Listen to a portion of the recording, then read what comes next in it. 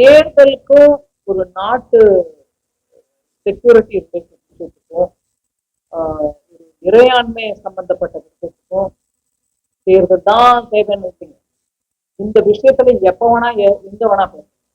நம்ம நாட்டின் இறையாண்மை, நம்ம நாட்டோட இன்டிகிரிட்டி அண்ட் நம்மளோட நாட்டின் ஜியோ ரைட், அதனாலதான் எடுக்கப்படும்.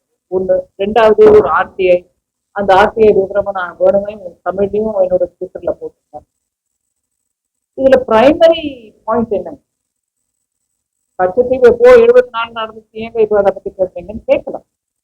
ஆனா அப்போல இந்த சராசரி 50 வருஷத்துக்கு ஒரு உண்மைக்கு புறம்பான பிரச்சாரம் நடந்துட்டு, எங்களுக்கு தெரியாம கொடுத்துட்டாங்க, யாரோ கொடுத்துட்டாங்க, எப்படி கொடுத்தாங்க என்னன்னு எங்களுக்கு தெரியாது, இப்ப யாரும் அதை மீட்டு இந்த மாதிரி ஒரு பொறுப்பு இல்லாத நிறைய மக்கள்.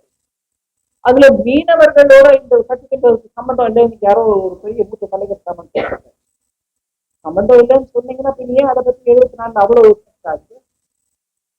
அந்த ஏரியால மீனவர்களுக்கும் சம்பந்தம் இருக்கு, மீனவர்களுடைய குடும்பங்களும் அந்த தொழுகைக்காக அந்தோனியா சர்ச்சுக்கு போறவங்களும் போயிட்டு தான் இருக்காங்க.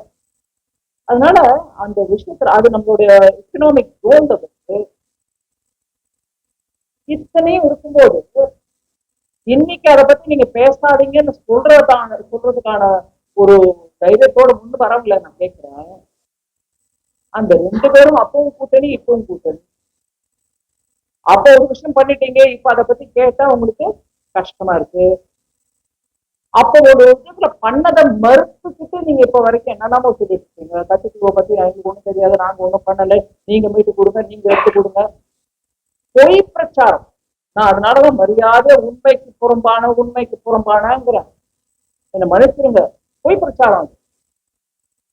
காங்கிரஸ் ஒரு நேஷனல் பார்ட்டியை எடுத்துக்கிட்டு அந்த விஷயத்த நான் எப்போ சொல்ல விரும்புறேன், இந்த கேள்விக்கு பதிலாக நான் இங்கேயும் சொல்ல விரும்புறேன். ஒரு தேசிய கட்சி 67 அப்புறம் தமிழ்நாட்டுல இன்னும் திரும்பி வர முடியாதுங்க. இங்க ஸ்டேட் பார்ட்டியோட தோழமையோடயோ இல்ல அவங்களுடைய ஒரு கிரக்ஷிப் வச்சுக்கிட்டு தான் நீங்க போய்க்கிறீங்க. உங்க ஓட்டு ப்ராபபிலி இப்ப 4%க்கோ 5%க்கோ பண்ணு. ஒரு தேசிய கட்சி இங்க இருந்து அது விளக்கம் கொடுங்க, ஏன் கொடுத்தீங்க, நாங்க கொடுக்கல அப்படிங்கிறீங்க. அக்சைட் சின் அந்த ஏரியா லாஸ் ஆனது காங்கிரஸ் கட்சியோட டைம். அதை பத்தி பேசுங்க.